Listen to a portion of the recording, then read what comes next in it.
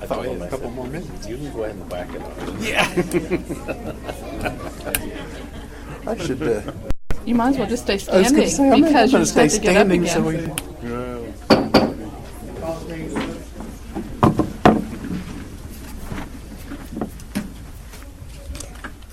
Allegiance to the flag of the United States of America and to the republic for which it stands, one nation, under God, indivisible, with liberty and justice for all.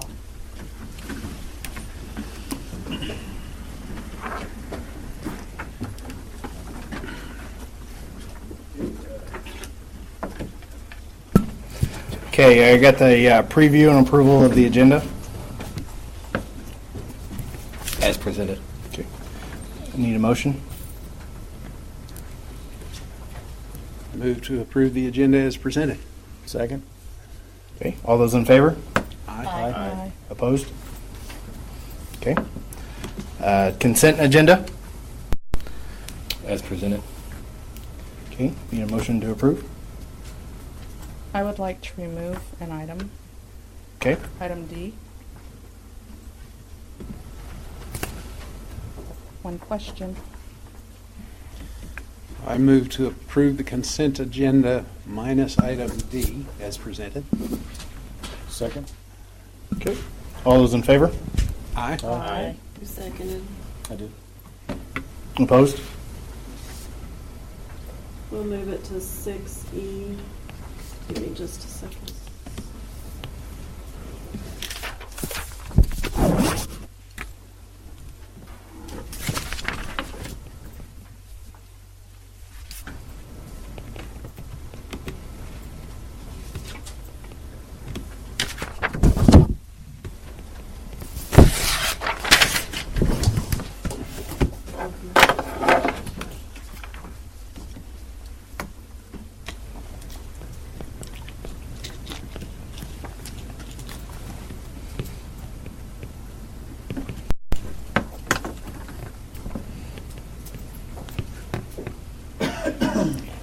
If you'll refresh, it's there. Okay.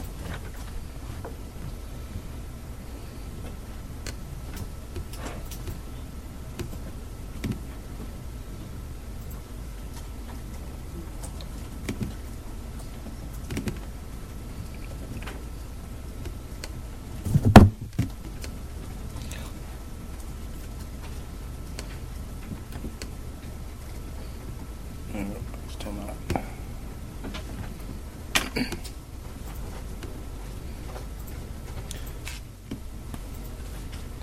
All right. Moving on to student recognition. Did you want to talk about that? Oh, we moved We'll it do to it when 6. we move Oh, I'm sorry, We excuse me. moved it to 6E. Okay. Hi, I'm Julie Dahlstrom, principal of McEwen.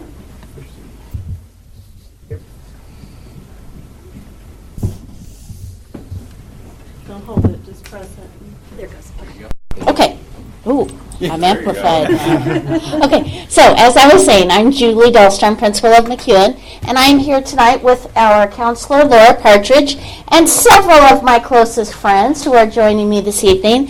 We have a student council program at McEwen, and we have 18 representatives, We felt it was important to have a representative from each one of our classrooms. So not all 18 are here tonight, but most are here. When these kiddos found out that it was our turn to present tonight at the board meeting, they took it upon themselves to come up with a PowerPoint for you all. They did this all on their own. There was no adult supervision, if you will, on this PowerPoint. They took it upon themselves to work on this. So we are super proud of them and want to give them an opportunity to present this to you tonight. So I'm going to have you lead the line, Elizabeth, and we'll just kind of make a line here in front of them.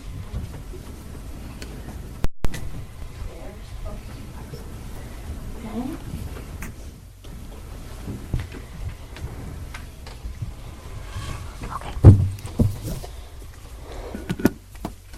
Elizabeth, why don't you go ahead and tell them how you came up with this idea and what you did to create this PowerPoint? Well, Cameron is the main force behind it, and then she drags some others in. So, Cameron.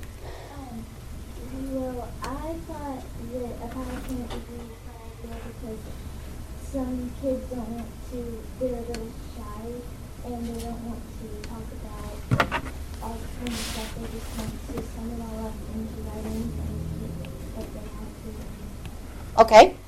So they decided to ask all of the student council members one single question. And that was on a scale of 1 to 10, how much did they enjoy being in student council for their class this year? And they even did some math and they averaged the numbers out for you all. And they came to a grand total of 9.5. Yay! These are all of our members. Like I said, even though they're not all here this evening, all of their names are represented.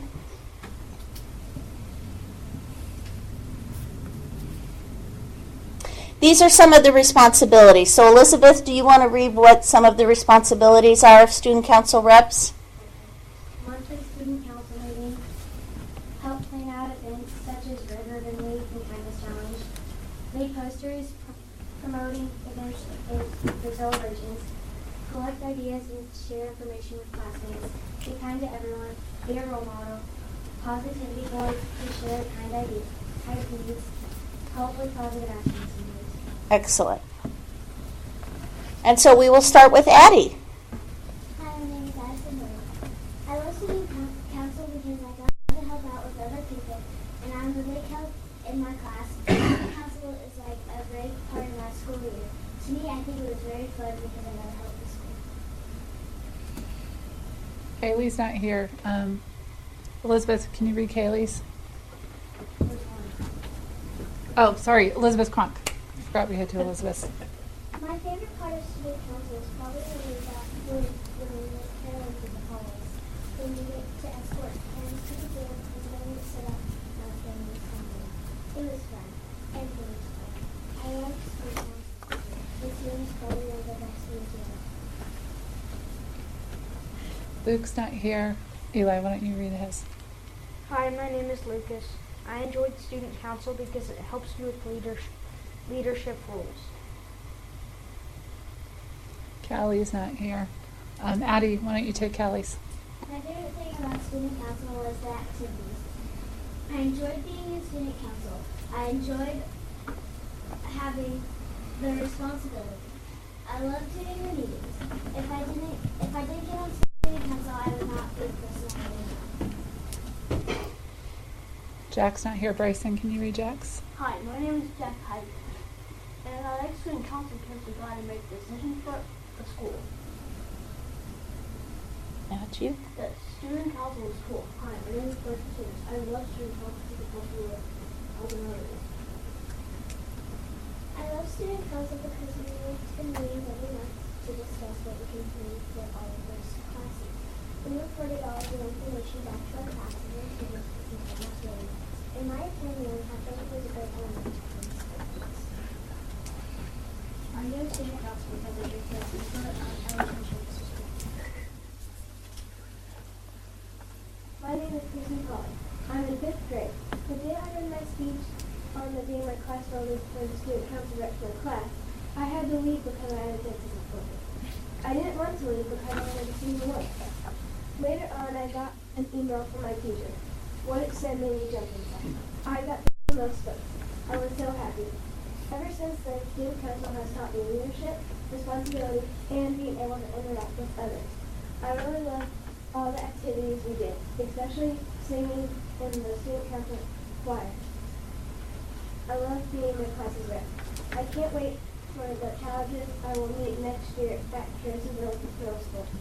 But I will miss McEwen. I hope I can be student council next year as well. Being student council rep for my class has been something other. Hi, my name is Sydney Valley. I love being in student council. When I read my speech, it was very hard. I was up against 3 amazing other people. No matter who won, we promised each other we would still be friends. I love being in student council. I love being able to help our school in any way possible. Hi, my name is Tina Turner. I really enjoyed student council. I feel like it helped me to open up and interact with others. During this previous year, we had a great deal of fun doing regular week, kindness week, positive action Sundays, and my favorite was Christmas. During the day of the Christmas Sunday, we had a huge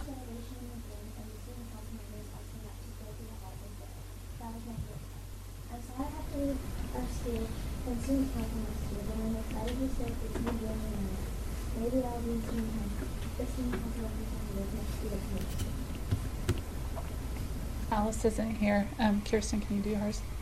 I love student council because we can bring in the good and help others. So I love to do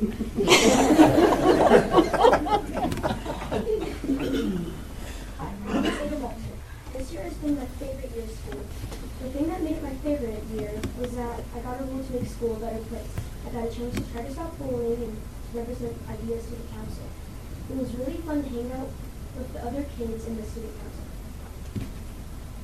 Miranda's not here. Who have I not picked on? Sid? My name is Miranda Fisher, and my favorite thing about student council is that we got to interact with other students and help others with bullying and encouragement. Hi, my name is Elizabeth Foster, and I love student council. It really helps students speak their minds. One of my favorite things about student council was getting to speak my mind on it. This was a great experience for me to show others that I can live.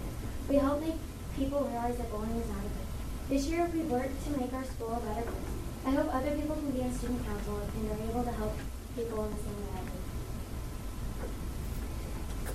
I do. All right. Awesome job, guys. Oh, I'm sorry, Eli. I'm so sorry. I thought we were dad. Hi, I'm Eli Norman. I enjoyed student council a lot because I got to work with other students to help our school, and I had fun at the same time. My favorite part of student council was when we got to go Christmas carol down the halls of the school. We had a good time and made fellow students happy at the same time. During student council, I got to know other classmates better, and we built teamwork skills. It was an amazing experience in student council, and I would recommend that other students do it too. Riley's not here. So Cameron again. My favorite part of student council is probably when caring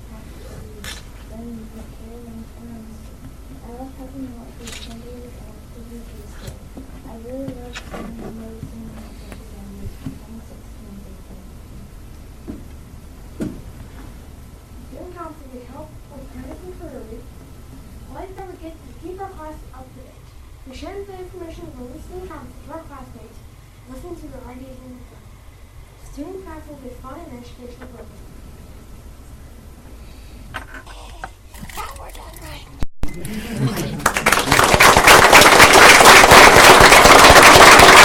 you all. Awesome job, guys. We get to go home now.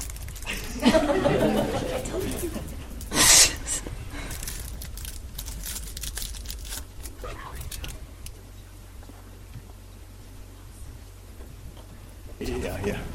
Great job, guys. Hey, parents and guys, you are more than welcome to leave. You're more than welcome to stay as well, but we definitely want to give you the opportunity to head on home if you'd like.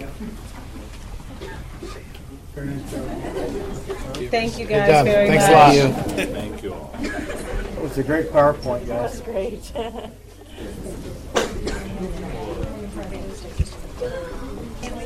Thanks a lot.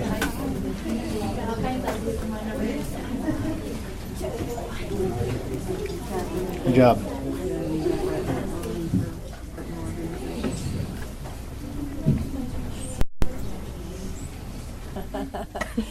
See you later.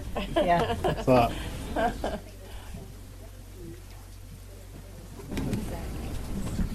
No. Oh, what I was going to say. No. Like, what? You did a good job. All right, moving on to audience delegations. We do not have any requests. Do not have any. Moving on to partner organization, Drama Booster Club. Chris Maxwell, president, is here to speak.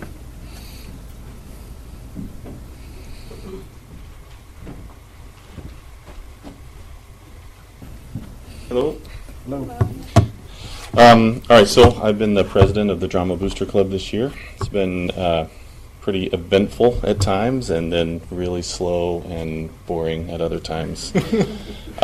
So the things that the Drama Booster Club is responsible for, not surprisingly, is anything drama related. We have an account of money that we use to pay for different activities that the kids do throughout the year. A lot of that's used for paying for meals during shows. One of our big events in the year is in January every year, where we go to the International Thespian Society Convention. This year it was in St. Louis. Happened to be the same time as the big ice storm that came through, which I'm sure several of you guys are aware of. But it was fun either way. We had one good 70-degree day before the storm came through. So, of course, in Missouri, that's the way it rolls. The kids have also been involved in the Trunk or Treat program. We have a banquet to hand out awards every year that we just had. We had 3 shows this year. You may or may not have been to them. There was South Pacific in the fall, and then Elf in the winter. And then we had 2 shows of The Odd Couple here just a few weeks ago, one with a male cast and one with a female cast. So that was pretty interesting. Of note, that was the first show in 4 years that I haven't been involved with, because Wyatt decided he wasn't going to do anything. So it's kind of weird to not be there all the time. But he's a senior, so I guess I'll let him. But no, he's not a senior anymore. No, not anymore. Goodbye. He's an adult. As he reminded me for the last how many ever days. The other thing, we make a little bit of money through the shows. We take care of organizing some of the backstage stuff, and then all the concessions, taking tickets, getting the food, all of that stuff. So that's one way that we make a little money. The other way is through the summer we help out at Starlight, scanning tickets. So we just kind of show up, scan the tickets for a couple hours, and then we get to go to the show for free if we want. And a lot of times we don't. You have to sit on the outside in the back, which is still great some nights. But that's kind of the big part of the Drama Boosters. And typically it's just the 4 of us officers that come to the meeting, so it's much less formal. We recently had some other people from other meetings come to ours, and I was reminded repeatedly about making motions and seconds and approval, and I was nice for that meeting, but so as long as I'm the president of the Drama Booster Club, I can run the meeting how I want, right? Is that the way it works? Oh, I'm just kidding. Anyway, so that's all that we do. We have a good time with the kids, and they do a lot of the work, and we just kind of supervise, and we're kind of the checkbook like most parents are, to make sure that everything gets paid for. So. Any other questions? No, any questions, period. I just have a couple comments. One, thanks for doing what you do, helping them out, and it's an amazing program. Second of all, I just have to say your son's speech was one of the best graduation speeches I've heard in a long time. So congratulations on that. I was trying to think of bicycle would be going in. So. Yeah, I should have. Actually, I just took them out of the truck before I came. Not surprisingly, they're just thrown in. Yeah. Well, you did a good job. You did a great job. Thank you for everything you do. I mean, that's. Thank you. It's a thankless job. Yeah, sure is. Yeah, it's most of us enjoy drama. We've been involved in it in high school, and so it's most of the time it's pretty enjoyable to do it. Well, thank you for that. Thank you. All right. Thank you. So you get to leave. Yeah.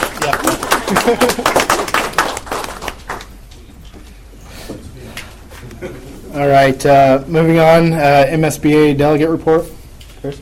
Just a few things. The June the 3rd will be the semi-annual, delegate assembly. Those of you that are familiar with the MSBA, and Chad, I guess maybe this is just you and I and Nancy, but for years and years and years, they've operated with this plethora of position statements and documents and so forth. And one of the things they're going to be doing is consolidating all of that into a single basic, I'll call it a platform document. That's not what they called it, but I forgot to write it down. But the delegates will be reviewing that and probably approving it on June 3rd. I got a preview of it at the drawing a blank. A couple regional of weeks meeting. ago. Yes, thank you, at the regional meeting. And it's much more cogent and coherent, so it was kind of exciting. So more to come on that after that gets approved. If you don't have it in your calendars at this point, October the 5th through the 8th is the annual MSBA meeting. If you've not been to one of those, they're really valuable. You actually learn quite a bit through those. So, but we've got a little time before that happens. When I grew up in Texas, there was a saying that I think translates easily to Missouri: "No man's life, liberty, or property is safe while the Texas legislature is in session." Well, thankfully, the Missouri legislature is no longer in session. They've swung down, at least for the moment, the final gavel. Couple of things of note in that, and more to come, but they did pass full funding of the formula. Now, passing it and us actually getting, we all know how that works, but assuming revenues are good and there aren't holdbacks and so forth, it's the right first step. They also restored $29 million in transportation funding, which that's significant, and that impacts us just as much as the formula does.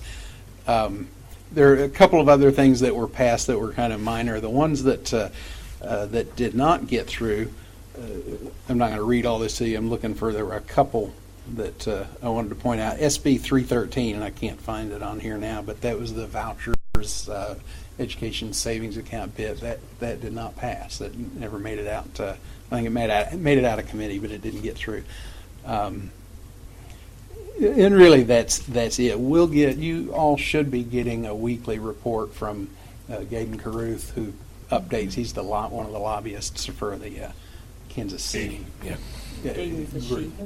Oh, is it? Oh, I've never met her. I just assumed that was a he. Okay. Well, thank you. In any case, the full final post-mortem of the legislative session should be coming out in the next few days. So I'd encourage you to read it. It's edge of the seat stuff. If I could add to that, Chris, regarding the full funding of the formula, there was a bill passed last year. It's an early childhood education bill, and it only goes into effect if the foundation formula is fully funded. Okay, so the speculation was they were going to go up and just come short of fully funding that, but they didn't. But the way the law reads, they don't determine whether the foundation formula has been fully funded until the end of the year. And the reason for that is that at any point in time, the governor can withhold money throughout the year. So we won't really know if it's fully funded, but what that kicks in that full funding was they really don't want to have to fund. So my guess is, and the speculation among superintendents is that at some point in time, the governor will withhold a small amount. It doesn't have to be a lot, but to keep from getting that full funding, which doesn't mean we won't be close to full funding. We just won't kick that into gear. So, and there is some speculation right now that the governor possibly could call a special session here shortly to revisit the Senate Bill 313 issue. I think by most accounts, people believe that bill is dead and is going to be dead, and maybe he won't at the end. I think that might be some wishful thinking on some people's part, because there were so many bills and stuff piled on that at the end that people just couldn't get on board for whatever reasons. So anyway, that's some kind of real recent stuff. Never fun to see how the sausage is made, is it? No, it's not. All right. Moving on to donation acknowledgement.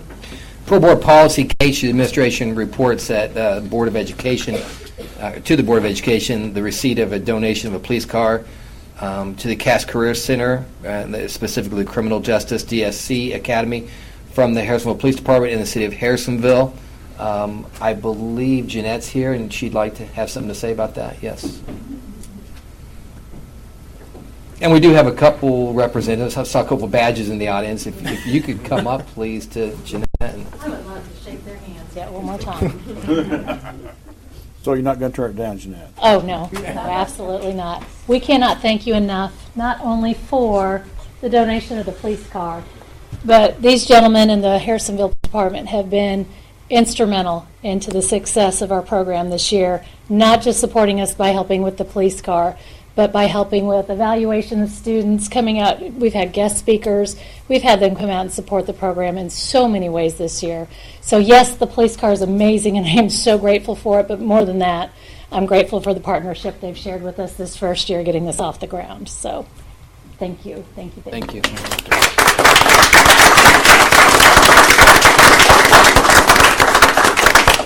I would like to just add that if I have a moment, this has been a great partnership for us, and little does she know, this is a recruiting tool for us. 3 or 4 years down the road, we're hoping that some of these students are wearing our blue.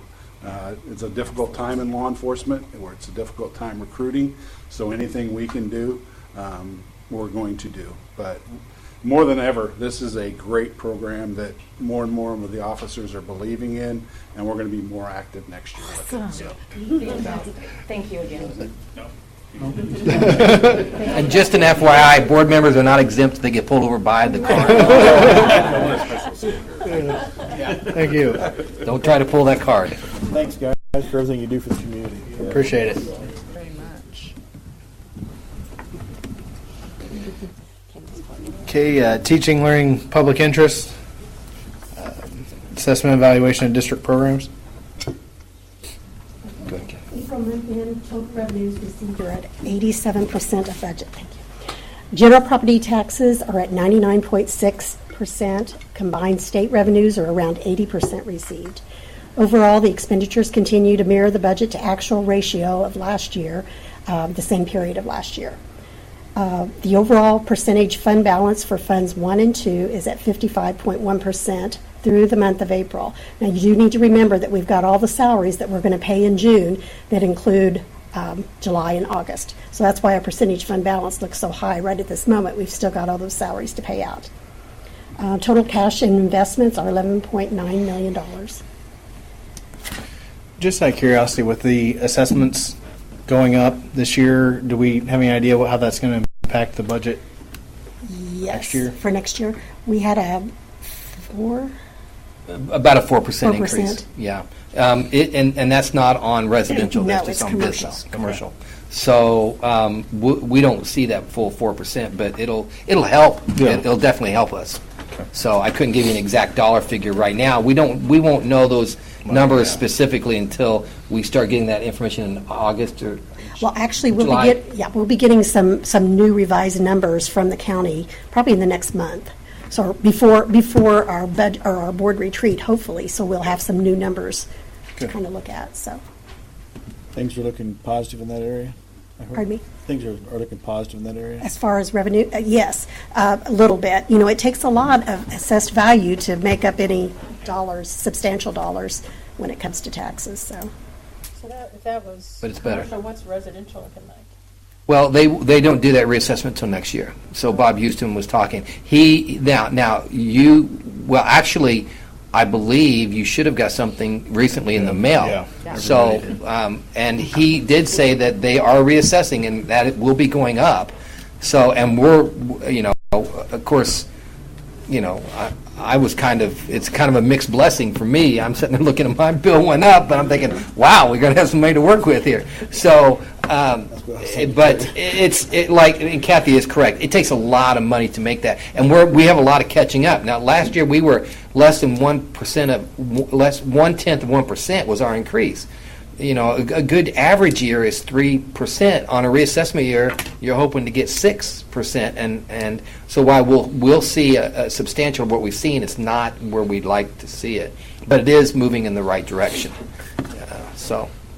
And on your real estate, your residential real estate, we'll see those dollars increase on next year's. Yeah. So that reassessment starts in January, so it'll be on next year's taxes.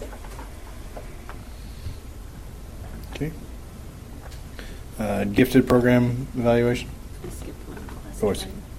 Classified personnel review. Oh, yes, I did. Sorry about that. Support staff members have met with their supervisors to go over their evaluations, and we'll be offering them a letter of intent or not coming up. Okay. Now gifted program review.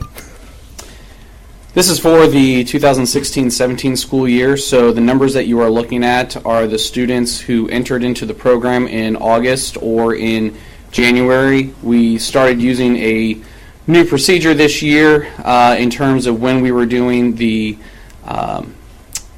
referral process with instead of the testing happening outside of the school year and a lot of it happening during the summer and running into a lot of conflicts with parents in terms of trying to get transportation up here to central office for kids to be to go through the academic screener and then to go through the IQ exam with the WISC. Instead of going through all that and trying to coordinate with the limited number of counselors that we had that are certified in order to give those tests, we went ahead and we moved that to some windows that are during the school year and at some times that were worked out between the counselors and the principals as kind of some ideal times during the school year. And so a lot of that happened during the school day, so we were able to get a good to be able to go through that process more efficiently over the course of this school year. As you look at the numbers historically, we're pretty close to where we've been in a lot of areas. I know it was rough for Mrs. Freeze with one student in third grade. We're really hoping that one of our incoming fourth graders will qualify, so our third grader has a friend to work with more often. But you can see that we had 12% of the total students who were referred qualified for the program.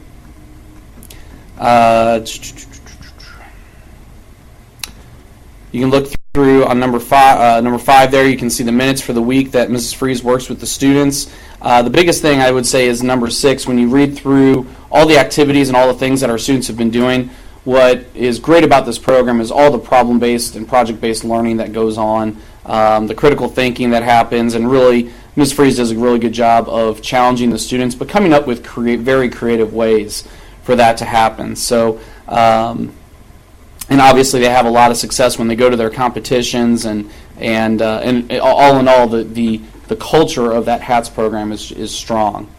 I mentioned a little bit about the changes, and we had some positive feedback overall from our counselors and from Mrs. Freeze.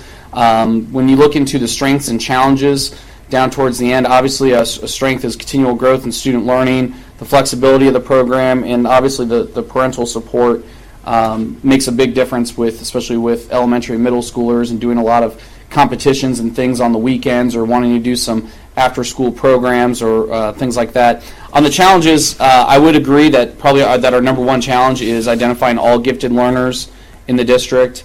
We're trying to look at possibly some professional development for some of our teachers in identifying students who may fit into that gifted profile. We noticed that especially in the younger grades, we're on the younger end, on that third, fourth, and fifth grade, our referral numbers are from teachers is typically lower, and so you'd hope that after, if you're seeing a lot of those kids come through in that age group, are we doing a good job of everybody knowing how to identify those students? So we're talking about looking at that as an opportunity for Ms. Freeze to share with some of those teachers just a little bit more on the identification process.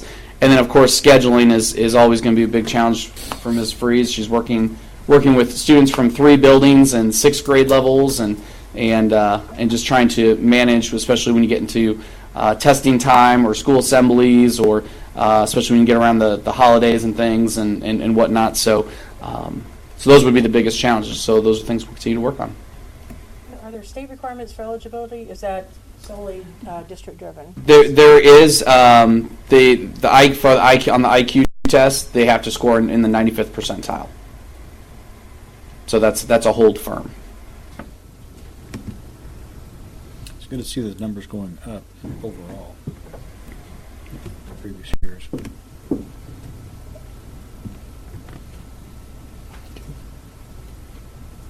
Anything else? Okay, moving on to 2017-18 lunch prices. All right, we're asking per National School Lunch Program requirement to move the lunch prices up 10 cents. That's the max that we can do, but we have been basically under their limit, so we have to do a catch-up provision. We've been doing this for pretty much every year now, trying to get up there. It's the difference between the reimbursable meals and the paid meals to get that average. And so that we are asking the prices, our current prices are $235 for grades K-5 and $260 for 6-12 grades. Move that up to $245 for K-5 and $270 for 6-12. I move to approve the lunch prices of $245 for grades K through 5 and $270 for grades K through 12 for the 2017-18 school year. Can we amend that to 6 through 12? 6 through 12. Yeah, we can. That would be fine. Second. Okay. Any further discussion? Just a question. What happens if we don't do that? Do we lose federal lunch or nutrition funding, or is there some other punitive issue? Obviously, we lose revenue, but Yeah, I don't know the answer to that question. That's a great question. I mean, again, it's a federal law, and so we like to follow those. well, yeah, I don't know, but just curious. Okay. Are we going to have to come back and increase them again? We have pretty much every year, Yeah. 10 cents. Again, that's, because we are still behind that price average between those two, reimbursable and paid meals on a national average.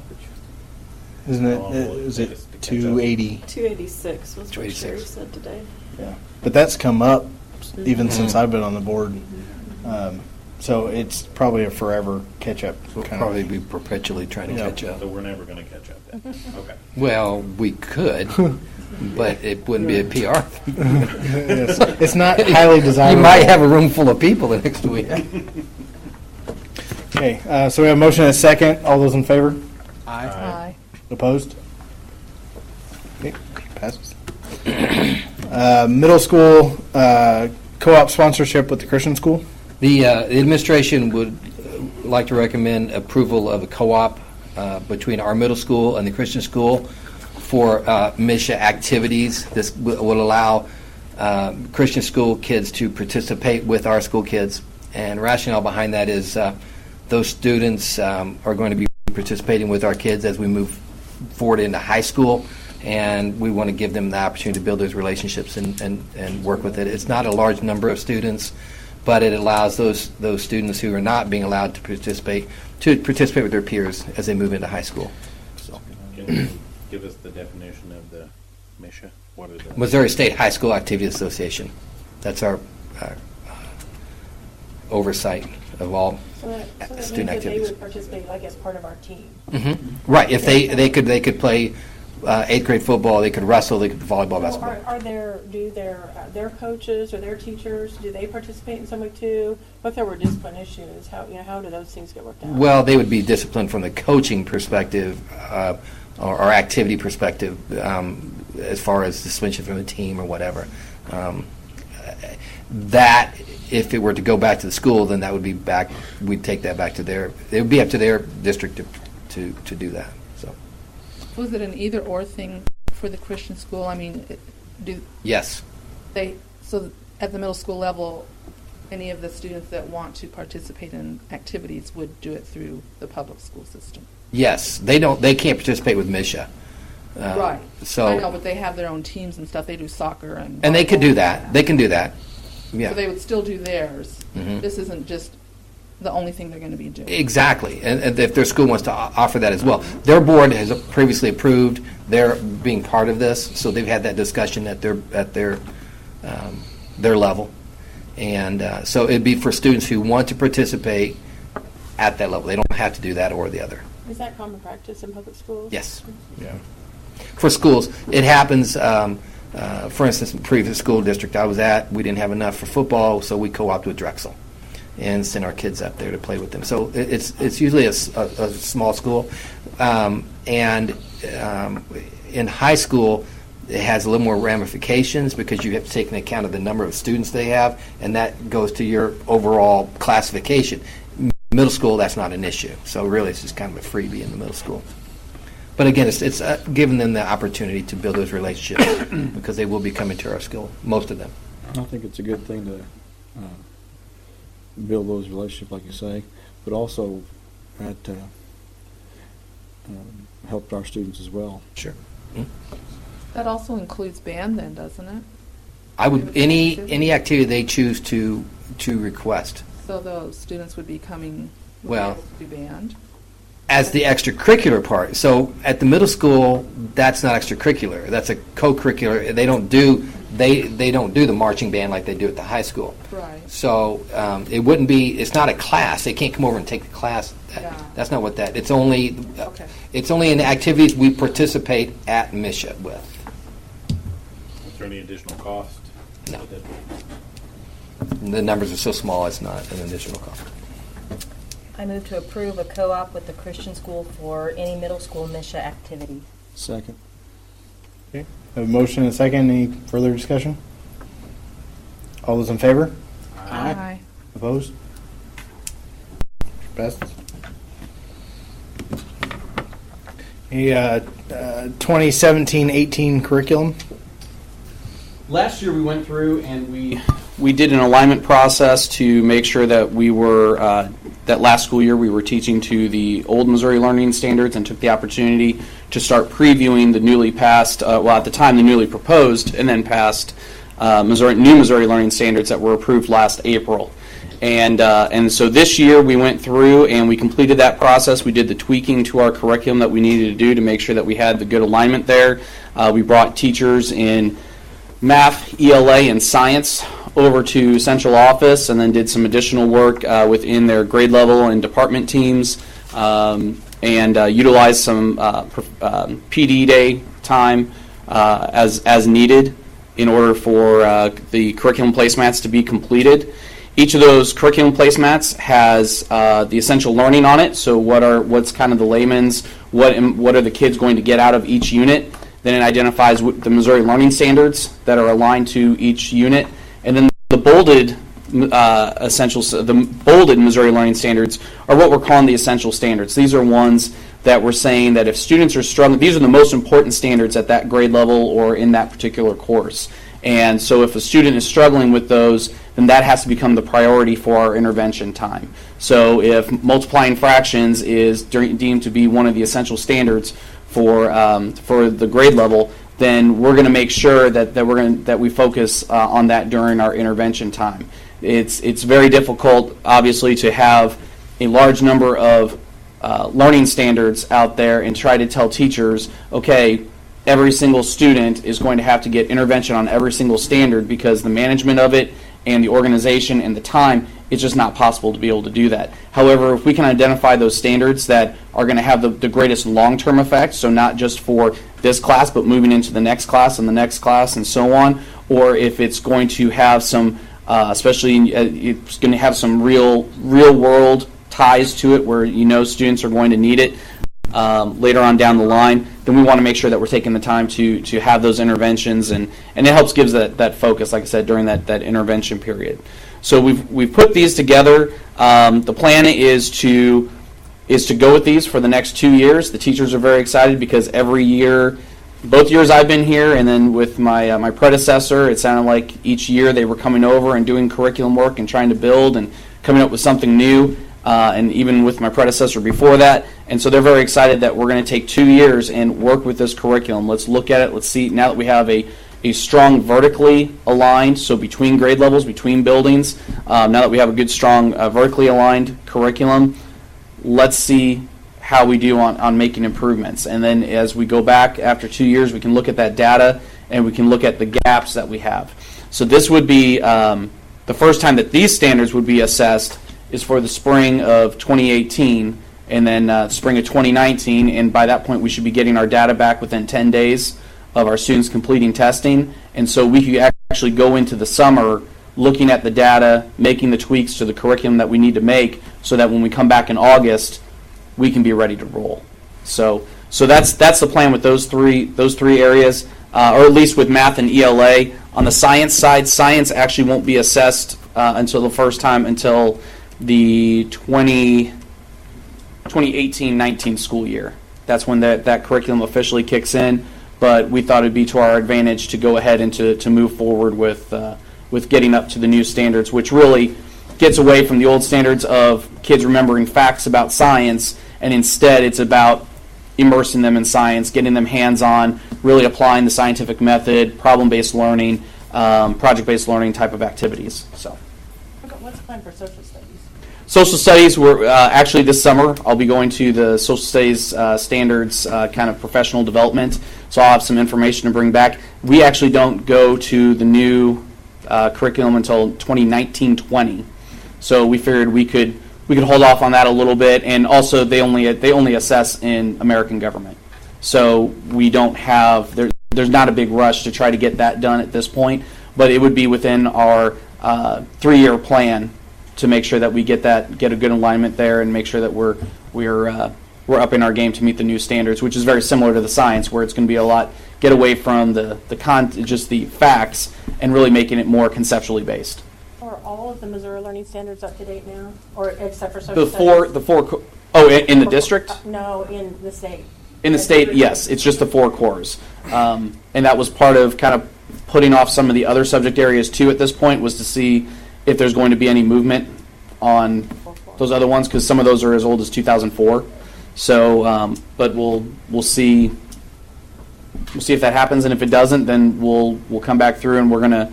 The goal is within the next. I think as we've looked at CSIP, the goal over the next 3-4 years is that every course that we offer in the high school would be in this format, and or not this high school, the district would be in this format, and we would have we'd actually have an approved curriculum that every course would be teaching. So. Are those placemats? Is that Harrisonville, or do other schools use that? Because I love the. We actually. It's real easy to read and understand. There's a couple other districts that were using kind of a similar format. What we did was some of the other districts have gotten a lot more in depth with what they've presented and put out there, but it becomes limiting because they say this is the instructional strategy we're going to use, or this is the assessment we're going to use. And when you look at all the kids that we could have come through each course over the course of the next couple of years, every teacher is going to adapt instruction and assessment to fit for the students and play to their strengths and differentiating instruction.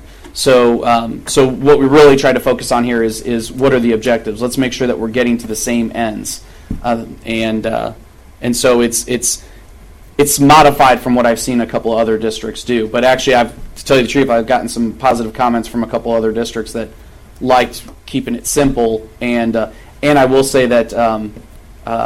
With working, especially with Christy over the last year, we've had some teachers that have said they know their curriculum better than they have, at any point in their career. So, with these, as far as books go and everything, how? I'm sorry. As far as our books, what's the rotation on that, and then what's the process of?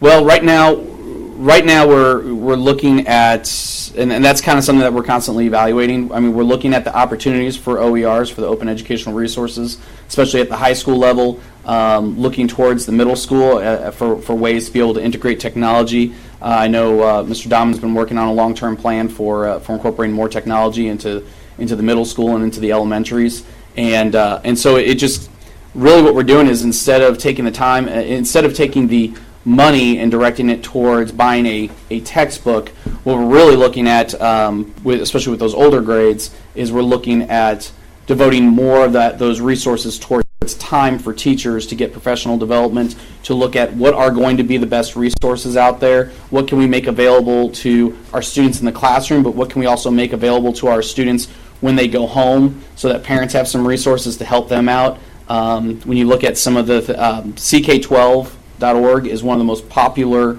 math and science OERs out there, and I showed several teachers.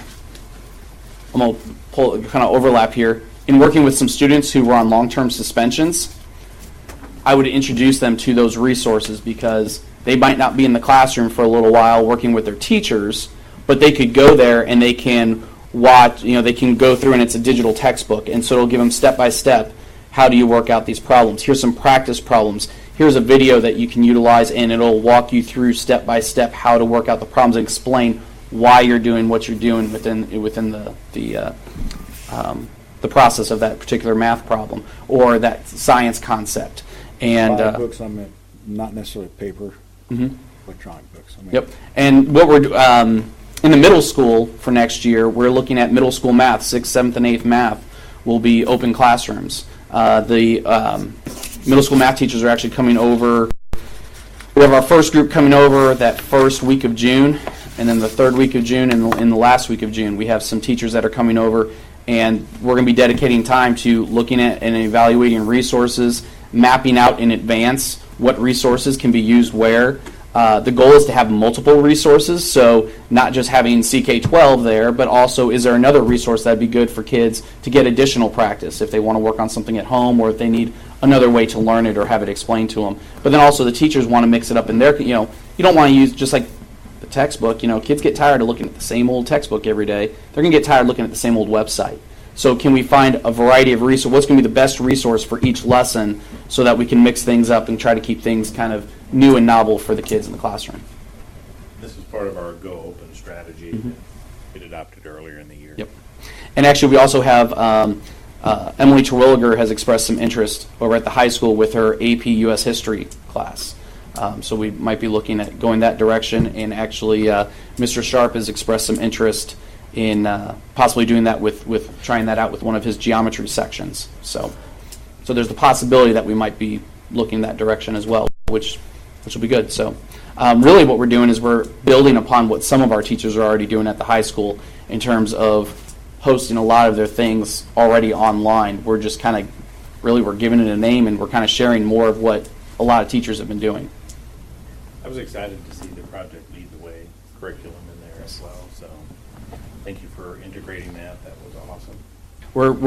We're really excited about it. The lead teachers are excited to get to training, and we have a technology meeting next week so they can get everything downloaded and they can start playing with all the apps and the programming and everything else. So we're looking forward to it. Okay, we need a motion to approve the curriculum for the 2017-18 school year as presented. I move to approve the curriculum for the 2017-18 school year as presented. Second. Any further discussion? Okay, all those in favor? Aye. Opposed? Okay. Special education contracts. I just have a question concerning the first contract with the Hands to Learn. On number 6, equipment and supplies. It references South Nottoway School District, which I didn't understand why they were included in this. Is there some reason for that? Well, my assumption is that's a form, and that just didn't get caught. Well, that's what I was thinking, but I just wanted to make sure they weren't like a third party something. Yeah. My copy does not have that in there, so I will Okay. make the correct copy. Okay. In number 3, you're talking about number 3, Roman numeral 4. No. No. Oh. No, it's No, number number 6. six. That's right. Six. It's right at the top. Page 2. I would imagine she's used this for several districts. Yeah. Because Harrisonville was listed in every other paragraph. So I guess that just needs to be corrected. And do we get any sort of federal reimbursement for these type of contracts that were approved? Well, not per se for the contracts. You want to explain the high needs to them? Yeah, some of these students that require a lot of services in order to meet their educational needs will qualify for what's called the High Needs Fund. Right. So if we spend more than 3 times the per pupil expenditure, we can apply for anything over that 3 times through that High Needs Fund. Now, And do you generally get that if you apply for it? Or? this year we got everything that we applied for in that. So whether or not this particular student needs these contracts, Right. whether we qualify for that, will remain to be seen as we progress through the year. And I was just curious about the 2 different contracts. Are they, I guess the services don't overlap at all for what is going on here? And that was a little bit unclear. I talked to Bing about this yesterday. He had that same question. The Perkins contract, she does the TBI service as well as the O&M. but when I contacted her, she did not have any openings for TBI. So therefore, I had to find someone else to do the TBI. Okay. And these people are really difficult to find. I bet.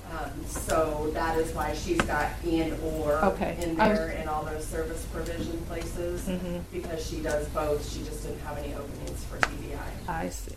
Okay. That answers my questions. The questions that I had, Debbie answered for me too. My questions were the liability insurance requirements for each of the contractors and the background requirements. So, in the Perkins one on page 2, under number 1B, you'll find background checks. I noticed one of them had it and one of them didn't, I thought.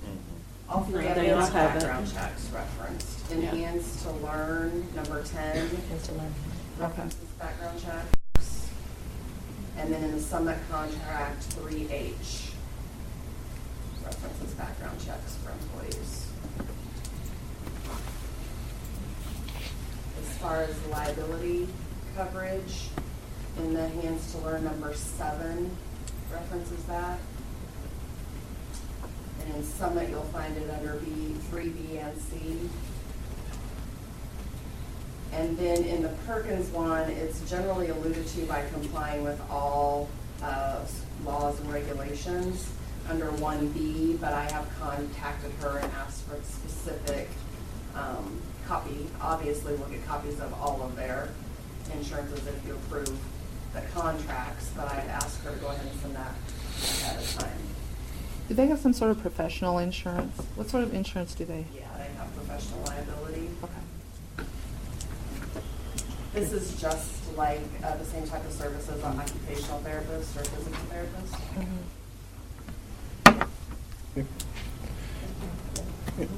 Need a motion to approve the special education contracts? So moved. Second. Okay, all those in favor? Aye. Opposed? Okay. Moving on to personnel, the 550 diagnostic testing position. Administration is requesting approval of a part-time diagnostician, an early child special ed process coordinator. This will be a 550-hour position, necessitated by increase in the student population and first step referrals. I move to approve the position of the part-time diagnostician and ECSE process coordinator beginning with the 2017-18 school year. Second. Any further discussion? as a diagnostician, do they do the intelligence test as well, the IQ test as well? We're requesting, that we hire someone who's certified to do that, so that we could take that away from our counselors. Okay. Which would allow them. Oh, that's the reason I was asking. You can't, by the way, you can't ask questions if you can't pronounce the word. I was going to say, I have a hard time with it too. I've worked on it all day long. I got it written right here in 4 syllables. I got it. Diagnostician. Diagnostician. Okay, very good. Did I say it right? You said it right. You all said it right. I'm just, It just didn't flow. No, it doesn't flow. It's not a word No. you use every day. All right. All right, have a motion and a second. Any further discussion? Just some clarification. What's driving? Is it the increase at the ECC? Give you an example. This year we started with 18 students on the IEPs at the Early Childhood Center and preschool. Well, we're up to 44 at the end of the year. and they all have to be tested. Yeah. This year we're scheduled to start with 33, and we got 6 in the hopper to be tested to start for next year. So we're going to have 3 teachers. Jeannie Thomas was halftime teacher, halftime process coordinator, and that was a new position that just didn't really work for us or for her. And so we're going to go back to 3 teachers and then this 550 position to do the paperwork, per se. Is that 44 students preschool and kindergarten, or? Yeah. Started with 18. Yeah. And we have 4 that are medically fragile, too. We took the sign down. Yeah. So that's, Chris, where it's coming from. Okay, fair enough. But we're obligated Anything else? ethically and professionally to Well, to address it. Early prevention is the best Mhm. thing. That's what's going to prevent us from needing Correct. to have some of these teachers for middle school, high Right. school. So, Right now, we have 47 kids and we have 1.5 teachers. Yeah. So it's a challenge. God love them. So is this something, that is evaluated then annually based on the best guess of incoming kids. So what I'm getting at is if 4 years from now it looks like we're going to have 10, I don't see that happening, but will this be evaluated at the building level and a determination made? Certainly. We evaluate everything like that on an annual basis. If we see a trend going the other way, we could look at that. But right now we're doing this. We're just doing it with our counselors, which is taking a lot of time away from them to do it. So. Okay. And they're not all qualified to do it, so it's just a few of Correct. them, right? Yeah. In some cases, we have to contract service, and when you contract service, you pay dearly. Okay. All those in favor? Aye. Any opposed? Okay. Business services, pipe insulation bid. We put out a bid for some pipe insulation needs that we have at the Early Childhood Center and at that middle school, where the joints and the elbows come together, especially during high humidity. We got a lot of weeping going on in there. It's something that we need to take care of. So we advertised for the project on April 11th with a bid opening date of the 21st. We had the mandatory pre-bid meeting and a tour of the facilities. 4 companies came, the bid tabulations attached, and we are recommending to go with All Temp in the amount of $16,728, and it guarantees it for 1 year in workmanship. Were the guarantees pretty similar across the board? Say it again? Were the guarantees pretty similar across the board? A year, yeah, pretty standard. Yeah, the years are typical on it. Yep.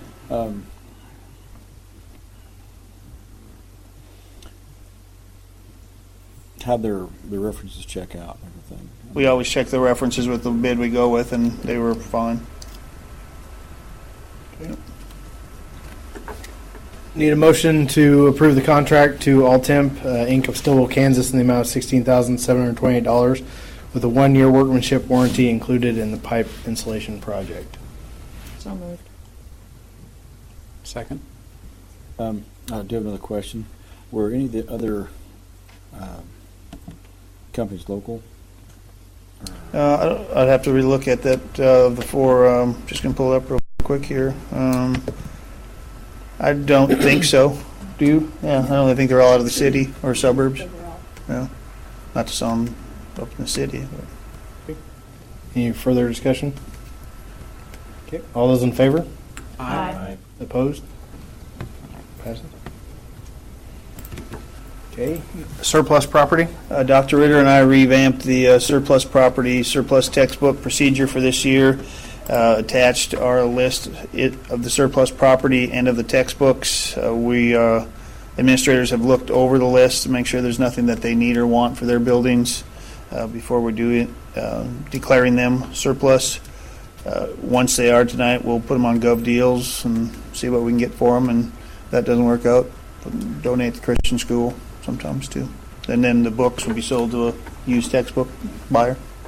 I was really interested in the cheerleading uniforms. Yeah, our goal, I think what we're going to do there is, Nancy, they're going to go on sale for former people if you want to buy one, but we have to declare them surplus first, correct? Like, what? I had thought to there's ask so about many. the record turntable. Yeah.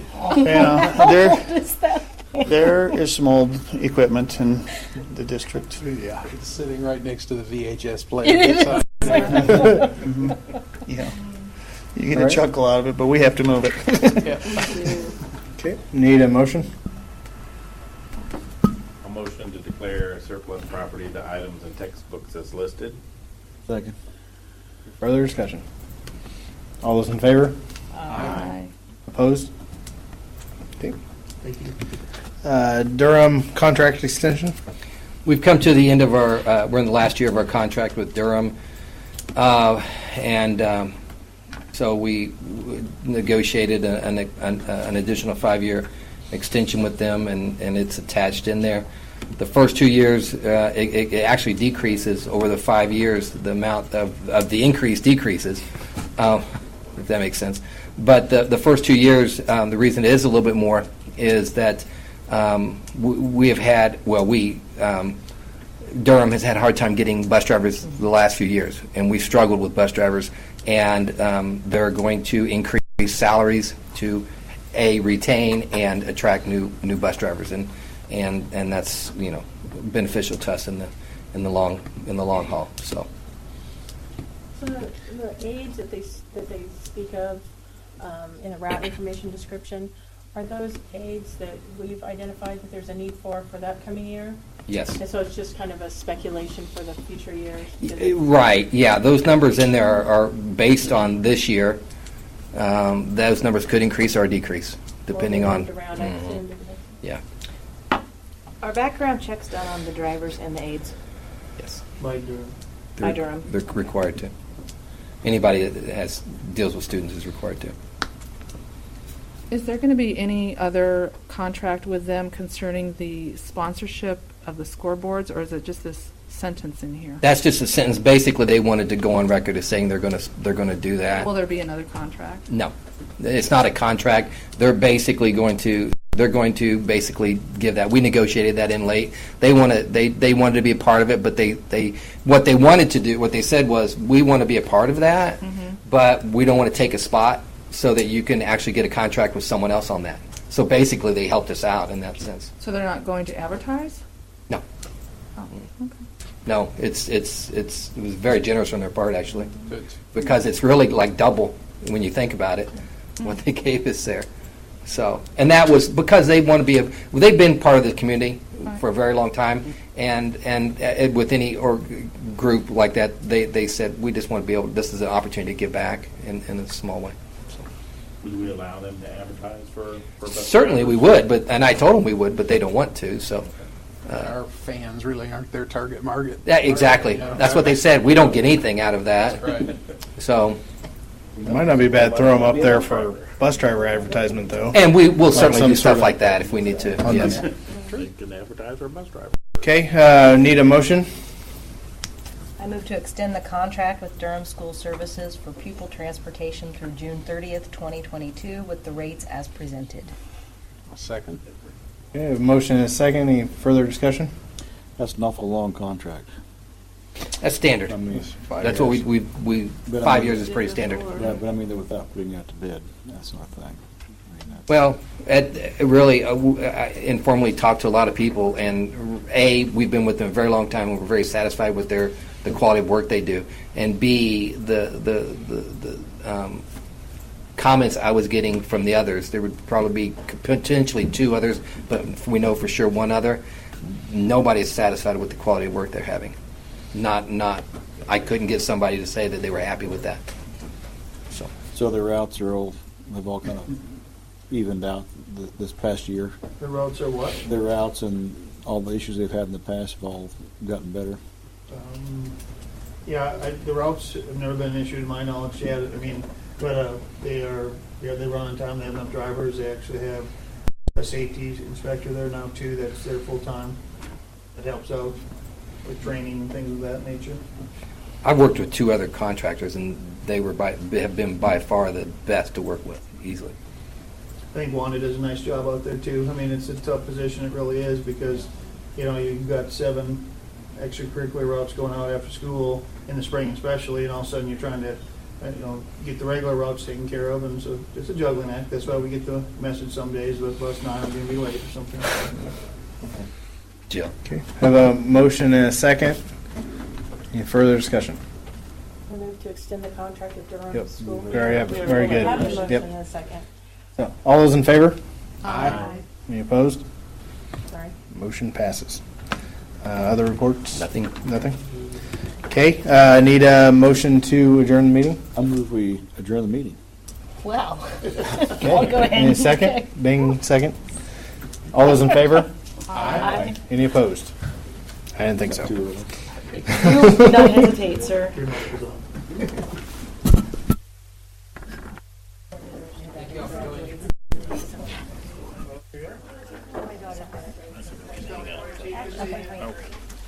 Since we're done so early. So. Oh, man. I wanted that one. That's the last one. No, I'm just kidding. I knew you'd give it to me. 'Cause you're such a nice guy. Oh, that was you, Chris. Oh, that's all right. I can get it. Can you get it? Yeah, thanks. I might need it going out. Well, I'd be glad. I go Thursday to the ortho. turned on. You know, as long as there's not more than 4 of us, we can talk. With the lunch thing, 10 cents isn't that much. When you look at the price, you know, overall, you know. It's always good to ask those questions, but I mean, I was a little concerned about with some of the tax issues. Ms. you Flannel? know,